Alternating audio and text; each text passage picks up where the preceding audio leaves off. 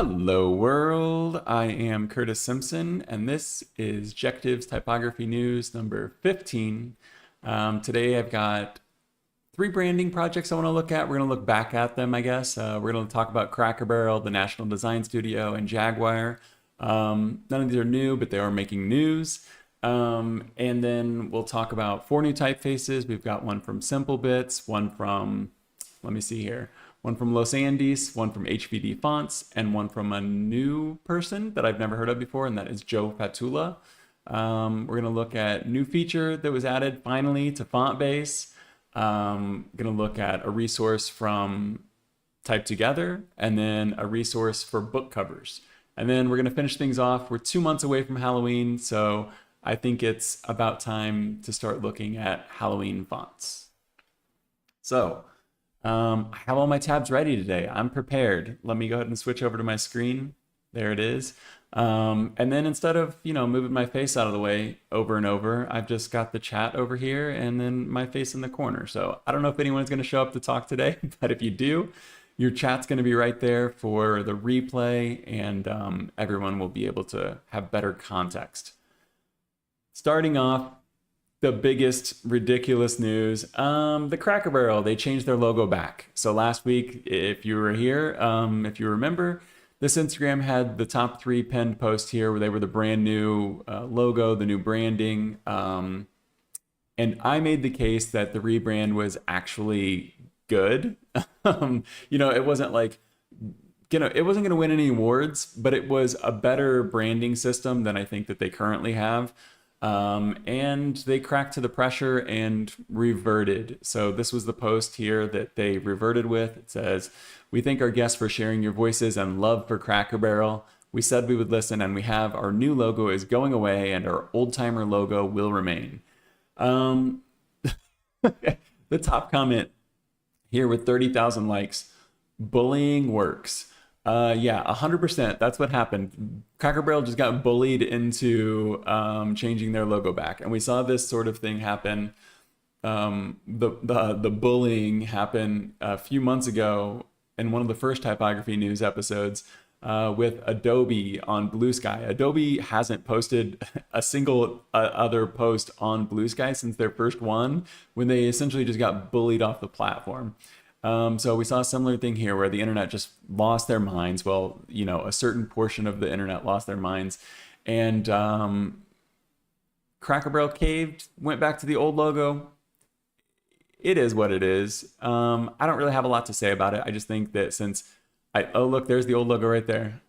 Since I spent a bunch of time, going over it last week, I thought that I would mention that it went back to the old logo this week.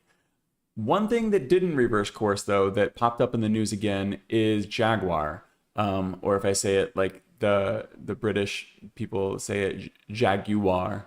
But Jaguar was recently made news again. I'm sure everybody remembers a few months ago when they changed their branding. Oh, I should have popped up the old trailer on here, but I didn't. I apologize. I'm sure everyone remembers the ridiculous branding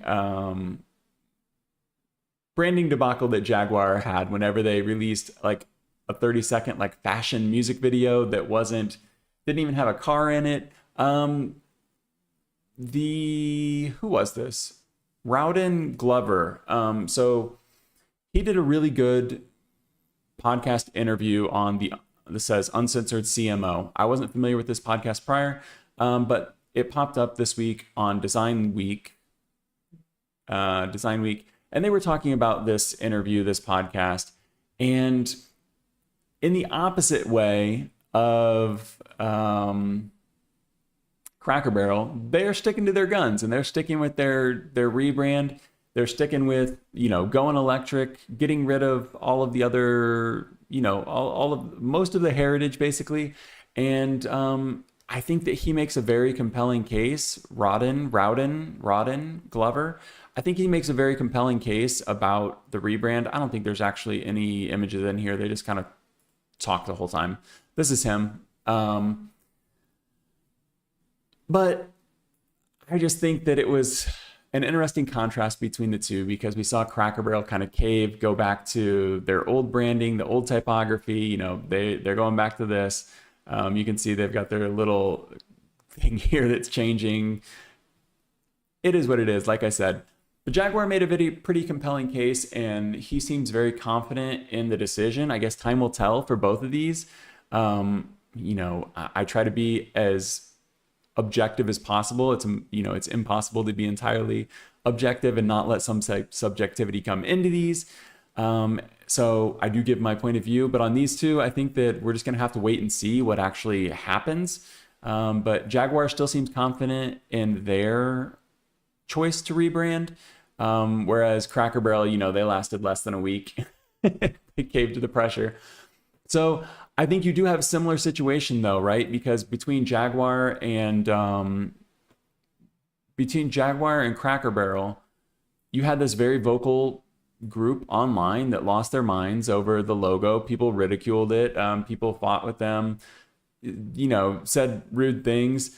And one listened to their audience, or listened to like a vocal minority, I guess, and changed their logo back to the old one. That's Cracker Barrel. One stuck to their guns. That's not what we're getting to yet. One stuck to their guns, and they're sticking with this new Jaguar branding, and they're going all in on it. I thought it was really interesting, and talked about, Rodden talked about some of the symbolism and stuff like that, about the Leaper logo versus the Growler logo. So if you're familiar with Jaguar, you're probably familiar with, like, they have that circular logo that's like the Jaguar, like, growling. And he said that that's just gone because the electric cars, they don't growl. You know, that was something that was introduced with the, you know, the muscle car type of versions for the Jaguar, with the loud exhaust and the motors, engines. I don't know, some car enthusiast's going to correct me on which word I should use there. But the noise and the rumble that came, that growler matched that, but they're still going to use the Leaper. I don't know. I think it was an interesting conversation. Everything is linked in the description. I'm not going to spend too much more time on this, but I'll just say, yeah, everything that I'm talking about today is already linked in the description, so you can go down there and check it out right now if you don't want to listen to me, or you can check it out and follow along. And if you're watching the replay, everything's there, and hopefully we'll have chapters added shortly after this video finishes, or I will have chapters added. There is no we, except you and I watching this. Next up, America by Design. We talked about this last week. It is the national design studio that Trump created via executive order. Their website's up now. Let me get a drink of water. There are websites posted for both of these, and much like Cracker Barrel, a lot of people are making a lot of noise about them. This is another one where we just kind of have to wait and see what happens. There were designers and stuff like that were critical. Well, let's get to it in a second. So this is the website. There's not much to go on yet. I will subjectively say this first post is kind of unhinged. I'll just read like a little bit of it, because this is America by Design. This is supposed to represent the entire US, and, you know, every American. Let's just go ahead and read like the very first post that's on here, because that's all that there is to look at. I guess this is the logo. This might be a placeholder. That just looks like Helvetica to me. I don't think it's, yeah, that's just an image. But we can check real quick. Let's see. This is, it just says font semi-bold. I think it's just using the system font. So this is the first post. What's the biggest brand in the world? If you said Trump, you're not wrong. But what's the foundation of that brand? One that's more globally recognized than practically anything else.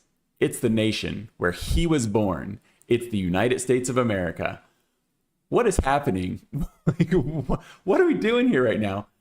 This is the official website for the government, and it's just like, I don't even know, like, I don't want to say anything that's like too inflammatory or too subjective here, but like, this is like the definition of bootlicking, right? Like, this is just like, what's the biggest brand in the world? If you said Trump, you're not wrong. And then it's not like, no, it's the United States. It's the nation where he was born. It's very strange. But I I'm still open-minded about this. I'm still optimistic that that like this could be a good project. There have been a lot of different companies and stuff that have been reaching out and offering their support, offering their services.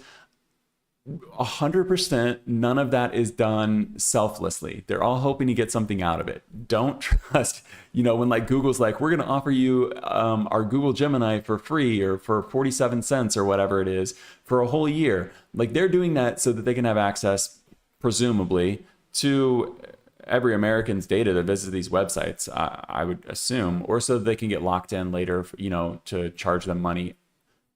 Regardless, they're not doing it selflessly just to help the nation. They're doing it because of some personal incentive. But this is all there is, just a blog post about making the website good. A lot of people have been critical of this. I'll get to this in a second, him mentioning Nixon. There's a pretty easy explanation why that's happening. Let's just go ahead and get to it now. President Nixon started this in the 1970s. His love for art led to a beautification project that fostered lasting improvements to society. He invited top designers of the era to contribute to improving the U.S. with better designs, creating timeless marks like the NASA logo, the national parks branding, the highway signage system, and icons and language still in use today. So people keep asking, why do you keep bringing up Nixon? It's pretty simple. You can check right here. You can check, this is on the USBC, UC Santa Barbara, UCSB. Santa Barbara, they have the American Presidency Project, and you can check out all of the past documentation about presidents and stuff like that. So this was Richard Nixon's, says the statement about increased attention to arts and design and enhancing federal buildings and publications. So basically in 1972, he did what Trump is doing now, and it led to some of these, things that we still use today, or things that are still in the collective conscience of Americans and, presumably a lot of people in the world. They keep bringing up this Apple Store. I think that maybe they really love that 24 karat gold trophy that Tim Cook gave to Trump. But they're talking about wanting this to be run like an Apple Store, beautifully designed, great user experience, and run on modern software. Cool. Yeah, I hope that it is. And then the rest of it's just kind of talking about, what he is going to do. This, and the final line is, this is President Trump going bigger than President Nixon. This is America by design. I did sign up for this, but I also did use an alias to sign up for it. So no way I'm giving this I don't give any politicians my actual email address. I learned from my mistakes, I don't know, in 2016 or something like that, or maybe it was after that. You sign up for one list and you're forever getting texts, you're forever getting emails. But yeah, these are the two websites. This one has even less than the other one. This is the National Design Studio. It just has ND, and then it's got 3 bars, an abstract US flag with studio. Some people were critical of the kerning being super tight. I agree that it is. But I also think that this is more or less a placeholder. This just says custom font. I don't know what they're doing with the typefaces on here and stuff like that. It's pretty clearly just Helvetica, right? Maybe I'm wrong, but it just looks like Helvetica to me. But yeah, so there's the president thing. Print magazine, they put out this design criticism, America by design, hilarious pun. Talking about, they're critical of it in the sense that Doge came in, got rid of 18F, got rid of basically the people that were already doing this job. That was created under Obama, basically after the whole debacle with the healthcare.gov, was just a horrible mess. So they created 18F to help make sure that these websites worked better, in the future. I think they had 11 years to do it. I don't know that I didn't have a ton of experience with the government websites prior to that, but I've had a bunch since then, and I don't think that they're amazing or anything. So if they can be done better, that would be great. We'll see what happens. The only reason I'm pointing out this article, one, Print Magazine is very influential in design, graphic design, typography. But they signed it the editors. Like if you're gonna write a criticism, I'm on here criticizing things all the time. You can see my face right now. I think that if you're gonna write like, I don't know, a scathing review, that might be exaggeration. But if you're gonna write something that's super critical, put your name on it. Don't write the editors. You know, if we want to be honest, like the editor is Kim Tidwell, I'm pretty sure. Let's see, about, probably have to go to partners, job board. No, that's going to be people to hire. Contact. I know that there's, yeah, here it is. Managing editor is Kim Tidwell. We've looked at a few articles by her in the past. I've generally been a fan. I think that she's done a good job with things, but I think it's kind of cowardice. I don't know. Whatever the adjective is, I think that if you're going to be critical of something, put your name on it or don't say anything. I don't know, like if you're too afraid to just speak your mind. Anyway, let's move on. This one here is AmericaByDesign.fail. So this is, you know, this is a pretty funny parody of the website. So let's go ahead and look at the original right here. And here is the parody. Basically, it's, you know, it's a 1-for-1. They've just flipped up the flag upside down. But this is like a funny way to do criticism, I would say. So basically, like, whoever made this, let's see if they signed their name. The American people. No, this person didn't sign their name either, but I don't know. I feel like since this is like not, oh wait, no, that's not. I'm not sure who made this, but someone probably does know, but they didn't sign their name either. But this is a little bit different since it's like a parody. I give it a little more of a break than like an actual editorial article. But it just goes on to like directly criticize them in kind of like a funny way. Talking about how bad the HTML is, talking about like, do you know that you can use CSS to make uppercase? And we saw that a little bit on here where like the fonts aren't even, you can't even see what the fonts are. It just says font medium. So I'm assuming that's using the system font. And then if you come over to this one, it just says custom font, but it really just looks like Helvetica or the system font. So yeah, I do think that this is like a funny way to criticize it. Although I do think it's just kind of like, let's wait and see what happens. But I'm a fan of this and I think it's funny. Let's move on because the branding isn't all that exciting this week. Let's move on to new typefaces. I'm going to shout out boingboing.net here because this is where I originally found this. Rob, I'm not sure how to say your last name. I'm going to give it a butchering try though. This is by Rob Beshiza on Boing Boing. And he's referencing here an article or a post that showed up on Reddit this week, and it is for a 2-pixel high font. And when I first read that, this popped up on my Google alerts. Oh shoot, did National Design Studio criticism come out? GL, yeah, it did. Sorry, I put my chat over there so that I thought that I would be able to see it. Yeah, there's a bunch of funny stuff popping up. This AmericaByDesign.fail is my favorite so far, but you know, we'll see what happens, I guess. But yeah, this is what I've seen so far that I think is the best one. But yeah, so, oh yeah, I skipped over the first font. We already started on 2 slides. Let's go ahead and do it. I was going to do it second because it's the second one, or because it's got 2 in the name. Let's go ahead and do it first. When I first read this on my Google alerts, like a 2-pixel high font in my brain, I was just like, I couldn't even picture this. I was like, how is that even going to work? This is the original Reddit post for it. And then this is the website here where you can download it for free. But people, I don't know. Oh, I'm logged into my personal one here. That's okay. People though agreed like that this was actually kind of readable. It says, I don't know if it's possible to make a typeface that's only 2 pixels tall, but this is my best attempt at doing so. I don't think that it's perfect. I don't think that it's like entirely legible or anything like that, but it is kind of like a fun display typeface, and you can get it for free. This is by Joe Fatula. I'm not sure how to say his last name, but it's got the license right here. You can use it commercially. You just have to give credit. You can test it out. Let's see if we can zoom in on this.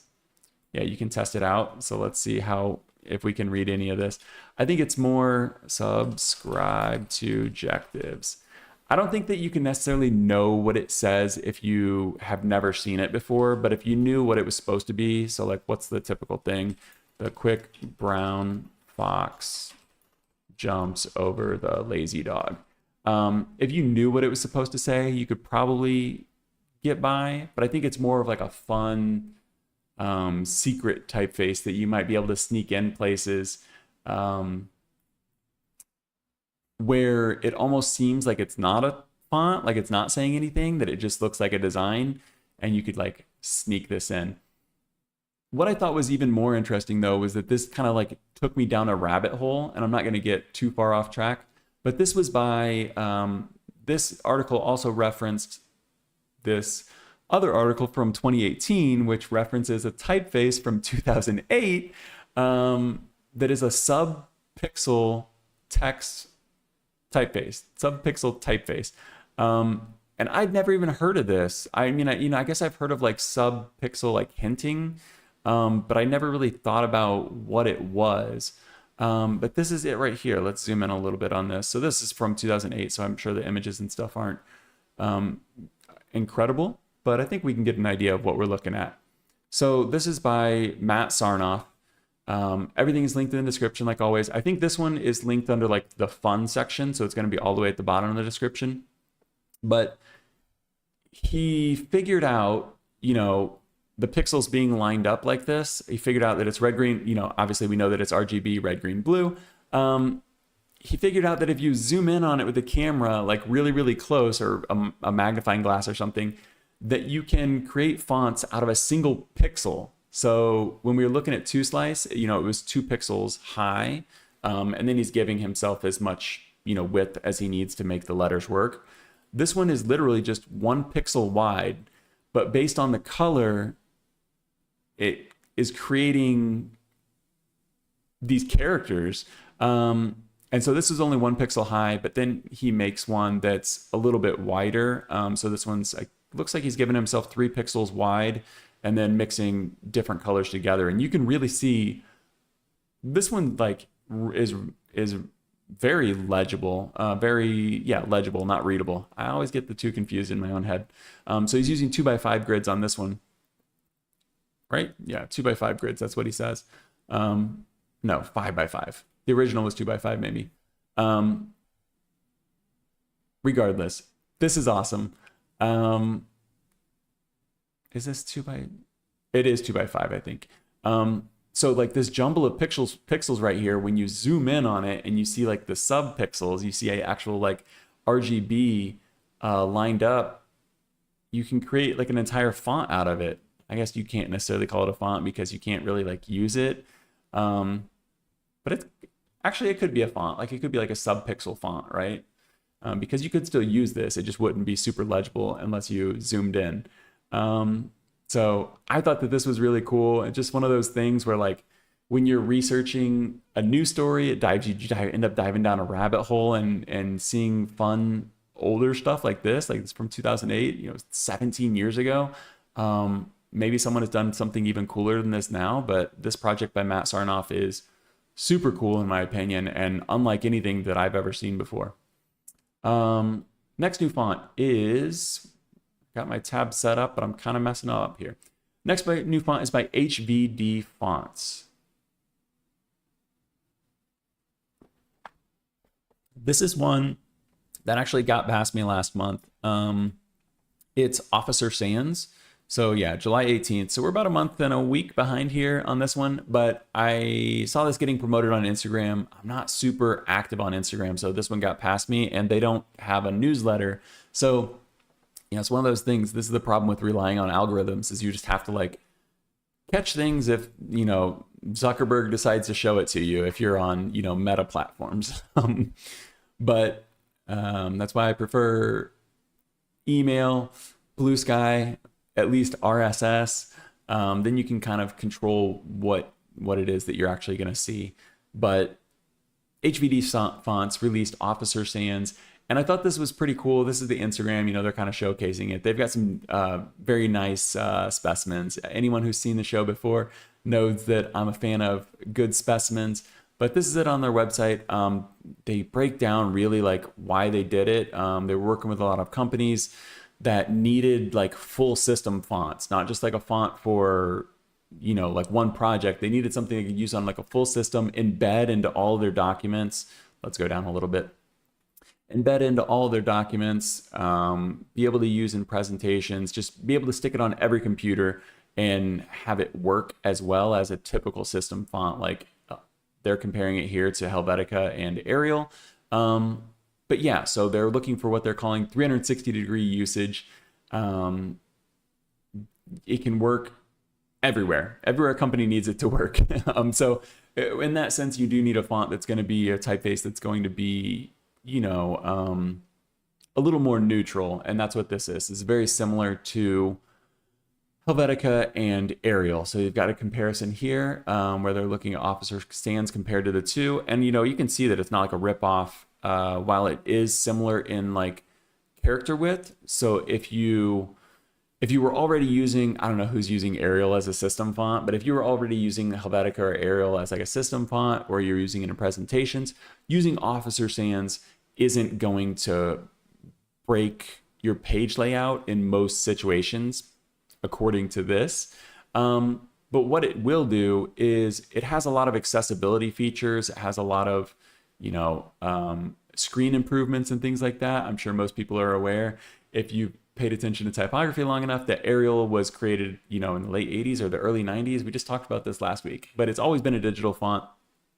Helvetica was never designed to do what it does now. There are newer versions of Helvetica, but, you know, Helvetica and Arial became defaults, but they were never really designed to do that. Whereas Officer Sans is entirely designed for screens, for print, for dark mode, for light mode. It follows these accessibility options where the counters are more open. So you can see Helvetica and Arial here, they don't have very large open counters. So at smaller sizes, it's very difficult to tell the difference between like a C or an C and an E at small sizes, or for vision impaired people. So they've done a lot of accessibility stuff that you would see in like Atkinson's Hyperlegible, where they've got like very distinct one, capital I and L. I think the capital I, you know, there's always going to be a trade-off. If you're using a typeface all the time, you're going to know that this is the capital I. But if you only saw that by itself, you probably still wouldn't know if it's the 1 or the L or the I. But it definitely does better than a lot of other typefaces do. So that's great. It's got the large X height, so it's going to be very legible, very readable. But the best part is this right here. So they've got 24 different styles here, 12 weights, Roman, italic, but they've got a free version that anyone can pick up, free for personal use, obviously, as it says there. But you could test it out. You can use it everything for personal. I'm going to throw this on my Fedora KDE Linux desktop and test it out and just see how it does as a UI typeface. You know, they're saying that it can work everywhere, so I think it'd be fun to test it out and see if it actually can. I don't think that I should need more than four different styles for a system UI, but if it turns into an interesting experiment, I'll let you guys know. HvD Fonts, though, I just want to give them a little bit more of a shout out here. They're definitely worth checking out. I don't have their website. Well, I do have their website linked, but it goes directly to this. You can go check out their other fonts there, but they do have other free typefaces on there. I remember being in college, being in design, you know, I couldn't afford any fonts. So I would either get them off the school computers, or I would download free fonts legally from websites like HvD Fonts. And they were mostly display typefaces. But as we can see, they do more than that with Officer Sans. I want to see if the poster one, yeah, so they had poster and they had another poster one. They had like a poster distressed one and poster that I used to use all the time in college. So what I was going to point out here is that they are on Adobe Fonts. So Officer Sans is not there yet, but I think that there's always the possibility that will show up later since they do work with Adobe Fonts. Next up is Turbeau. This is a pre-release from SimpleBits. If you subscribe to Dan's, I have Dan's book right here. This is, what is it? 20 bits I learned about making fonts. And I have the 2 ebooks. We'll get to those with book reviews later, but that's why that's sitting there to give this, give Dan a shout out here. SimpleBits Turbeau pre-release. If you are a gold member, basically if you pay for the email newsletter, then you would have already had access to this for free. But if you don't, it's going to be releasing soon. I think this is a fun one. It's very similar to Handle Gothic. So you've probably seen that before. And there are a bunch of versions of this, revivals of this already. It's a very techie typeface. It's a very 80s typeface. This is Fonts in Use, and then this is My Fonts. I have both of those linked in the description. But this is Turbeau. This is Dan's version of it. And it's not a one-to-one copy, but it definitely takes influence from Handle Gothic. And he mentions this as being from the end credits of Knight Rider. I tried to look at the Knight Rider end credits, and it didn't look like Turbeau at all. It didn't look like Handle Gothic at all. So I'm not sure. Maybe the end credits that I looked at were from a different season or something like that. But I never watched Knight Rider. Unfortunately or fortunately, either one. I'm not old enough to, have been in that demographic, I guess.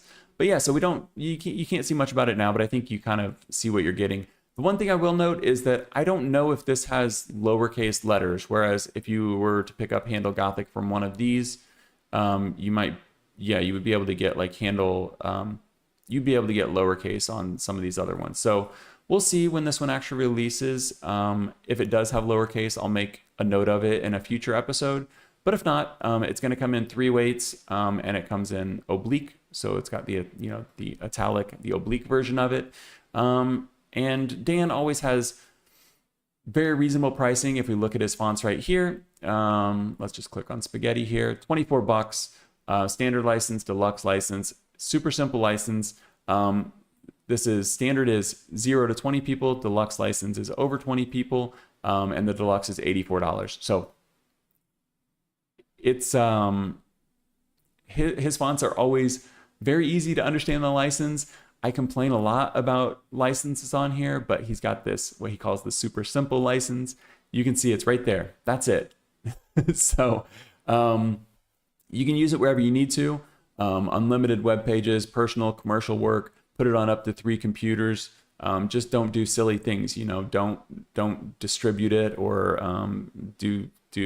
don't sell it or pretend that it's your own. You can use it on one app, for $24 or whatever.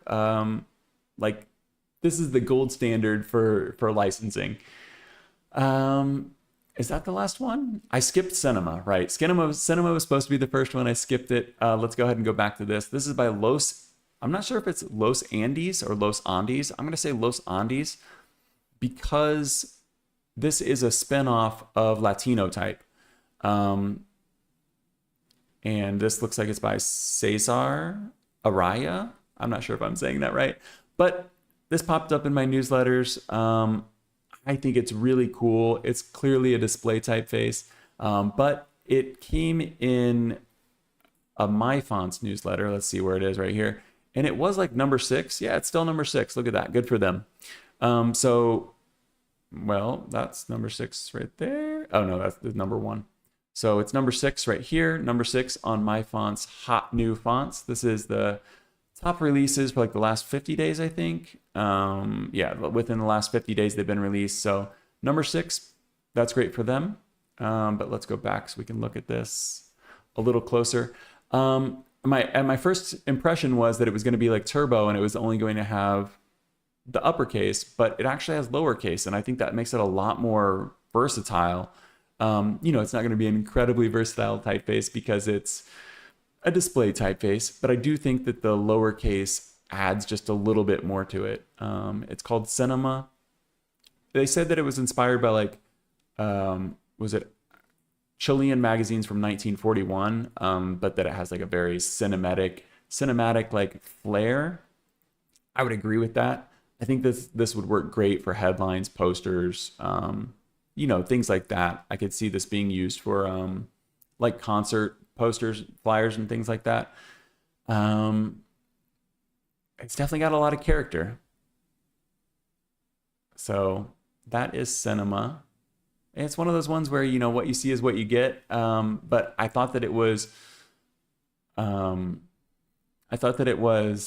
interesting, and it's interesting that it's climbing the charts. And I found the price to be very good for like the release price. So you could get the whole family for $39, $40.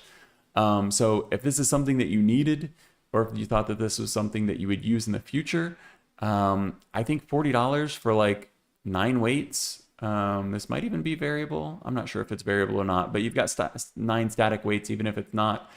And it's got the uppercase and lowercase, so it's pretty cool. And it is from the Latino type spinoff Los Andes. Los Andes, maybe.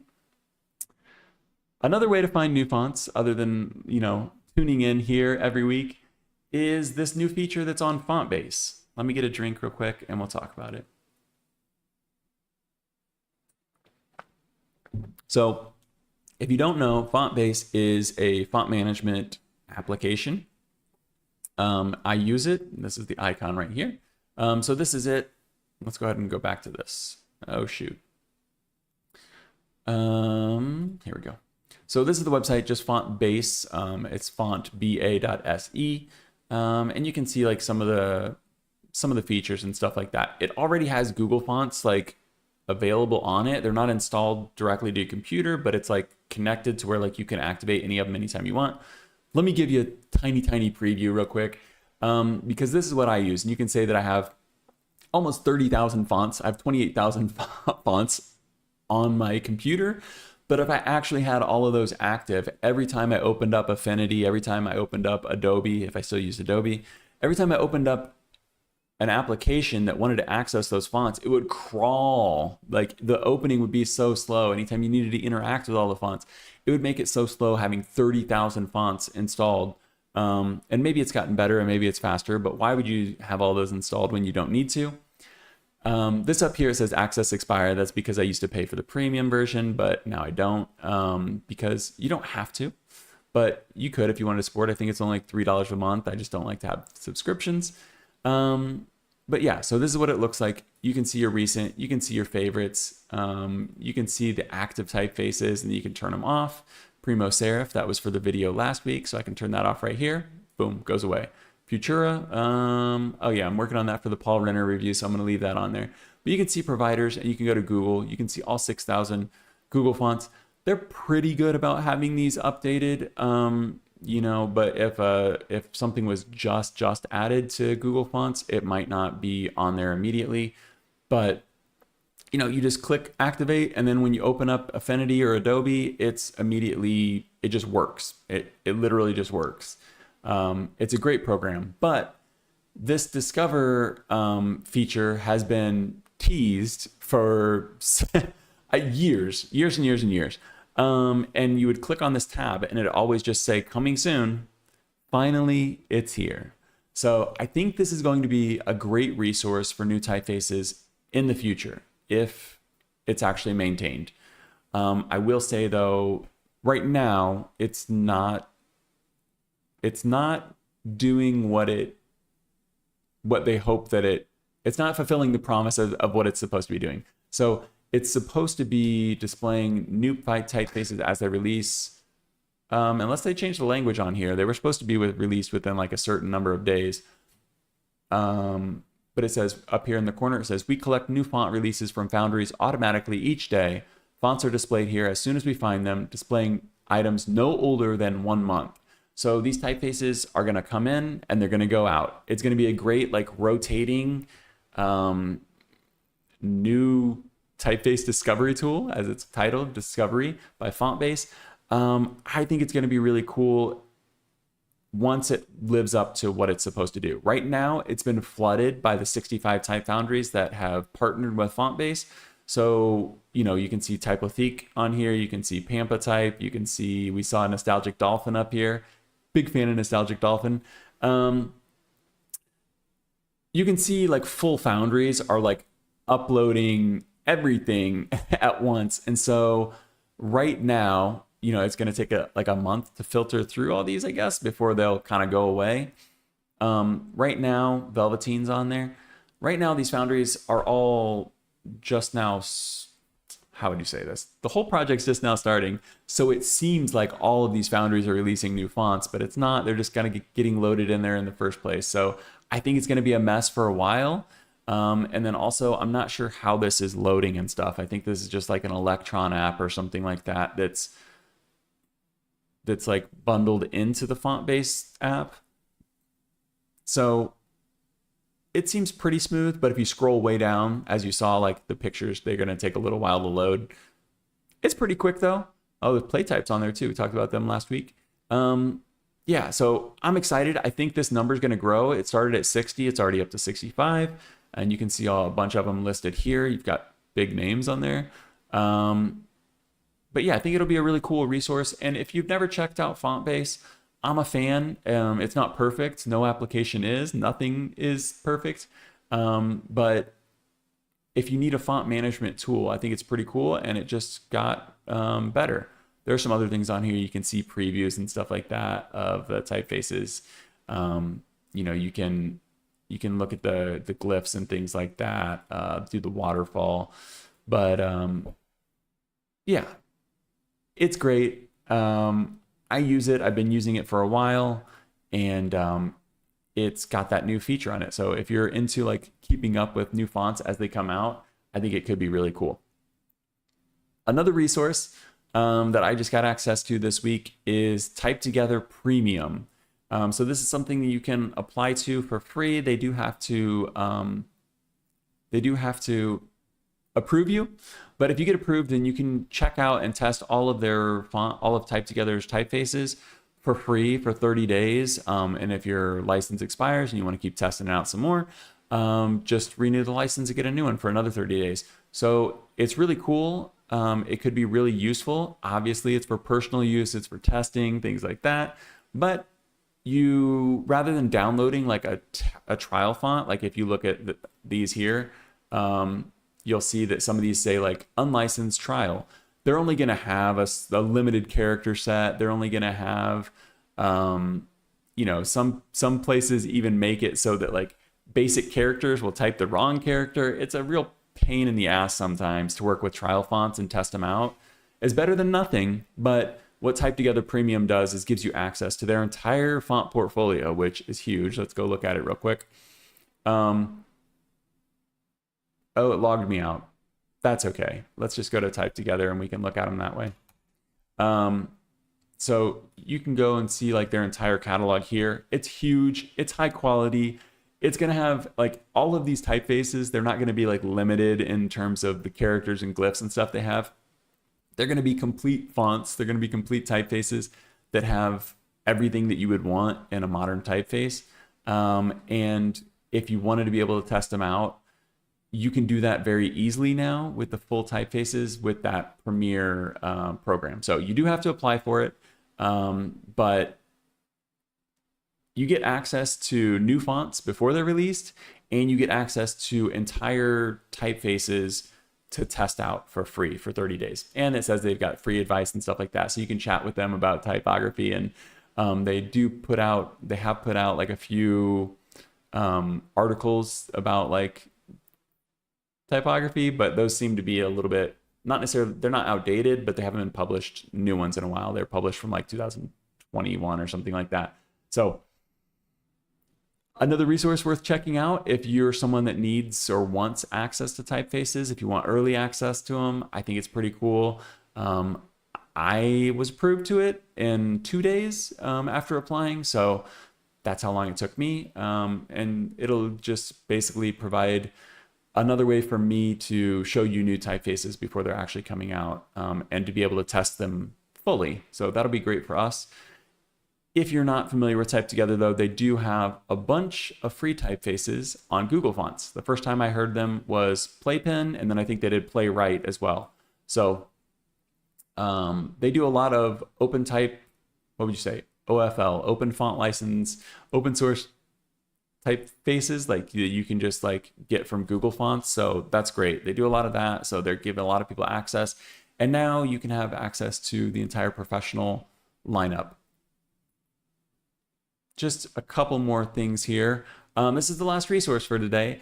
And I don't even remember how I stumbled upon this one, to be honest. I wish I could give someone credit, but this is ineedabookcover.com.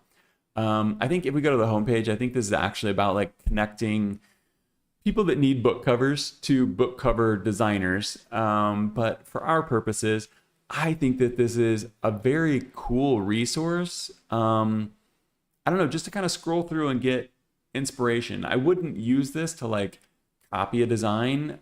You've got all of these different genres and stuff. So you can come over here and go to mystery and you're going to see a bunch of mystery covers. I wouldn't like look at these and like take their designs and make one unless you were trying to do some kind of parody or something like that and you wanted it to really feel like it fit the genre. But you could definitely go and look at this and see what other people are doing and then try to differentiate from that.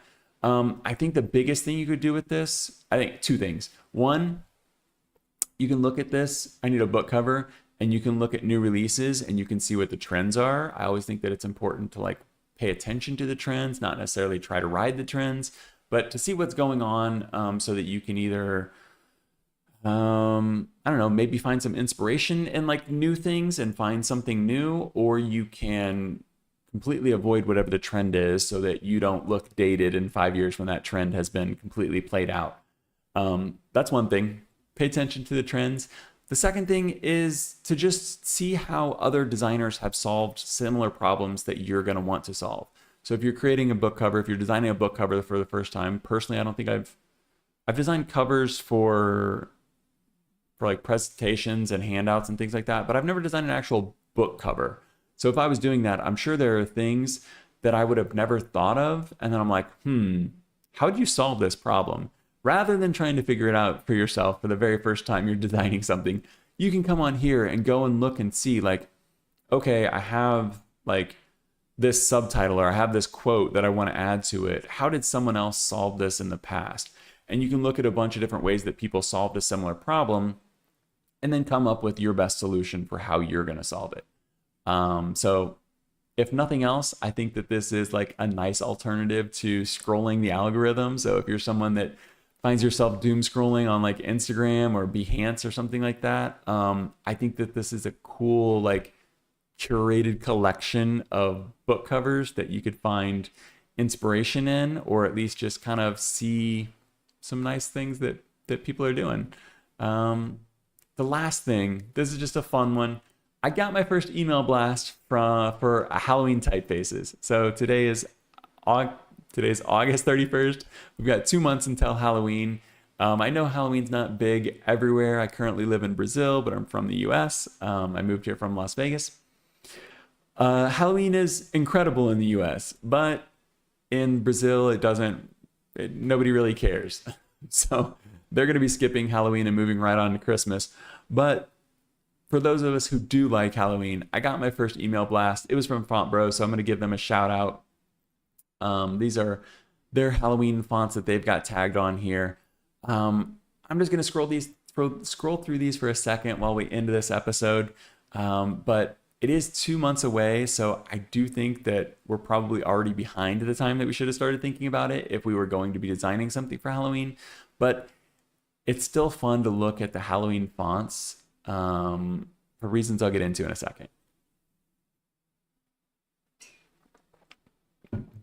I personally like the fact that Halloween fonts don't have to be good typography. They can be completely ridiculous because Halloween is, I don't know, it just reminds you of childhood. This is Sinister Visions. So the first one we looked at there was FontBros. This is Sinister Visions. Most of these are by Chad Savage. I think there are a few typefaces on here that are by others. But Chad, he has Sinister Visions. He has Sinister Fonts. That's what this is. He does this stuff year round. So this is the first person that I thought of. But he's got a bunch of free typefaces on here. You can download these, do whatever you want with them. He just doesn't want you to bother him and ask them how to install them or anything like that.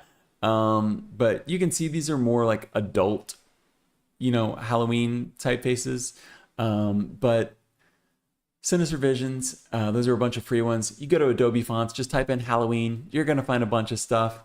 I don't know what it is. It must be nostalgia, but I loved Halloween when I was a kid. I loved the Halloween fonts. I loved the Halloween symbols.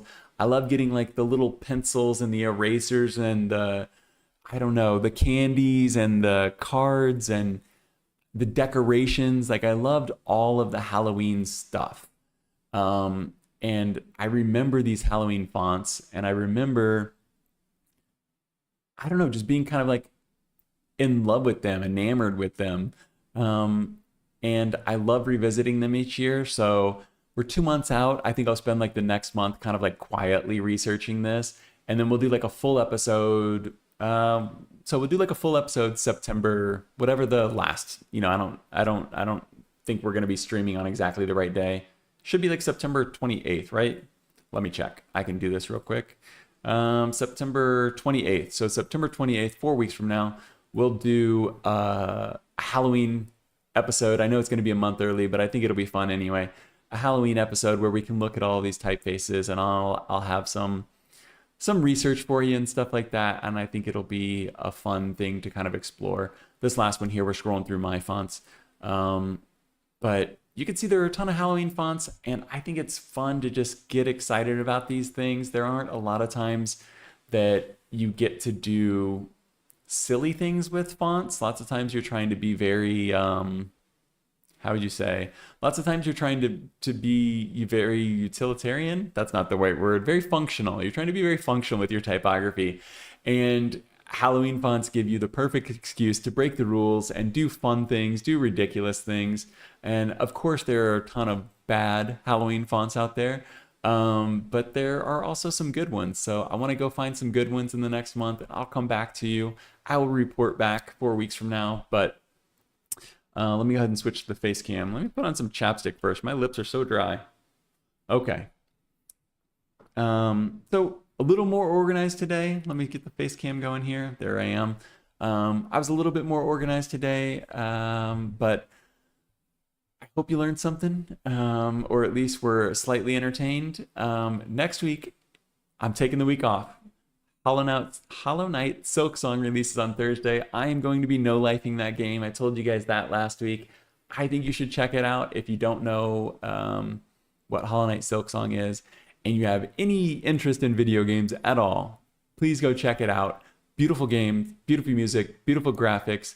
The typography is Trajan Pro, bold, but they do have some lettering in there, some like, I don't know. I loved Hollow Knight, so it's basically a holiday that I've been waiting for years.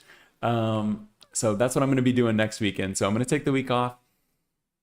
If you were going to spend an hour with me watching this, go spend an hour playing Hollow Knight instead. I think it'll be worth it. Or go watch someone live stream it. I won't be live streaming it, but go check it out because I think it's worth your time. I'll be back in 2 weeks. We'll talk about everything that happened. We'll make up for last week. I'll cover everything that happened in the 2 weeks. And then in 4 weeks, we'll do the Halloween episode. But that's going to be it. Book reviews coming up, more type news coming up, plenty of fun stuff. Subscribe. I never really say that, but I do appreciate we just hit 625 subscribers. So that's awesome. I will see you in 2 weeks. Bye.